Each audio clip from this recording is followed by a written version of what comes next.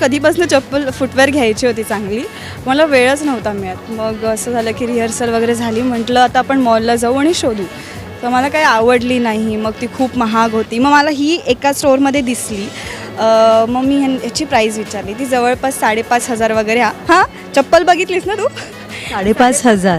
हां, ही किंमत आहे या चपलेची.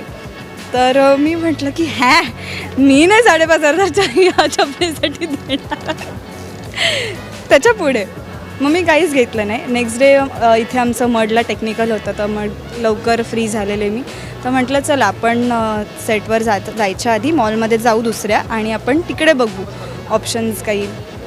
फिरले जी मला आवडत होती त्याच्यात माझ्या साईज अवेलेबल नव्हती माझी. बाकी मला काही फार आवडत नव्हतं, आणि 3:30 वाजत आलेले. मला इथे 4 वाजता पोहोचायचं होतं. म्हटलं आता मी निघाले पाहिजे, तर मी 4पर्यंत पोहोचेन. तर मला मिळालीच नाही चप्पल.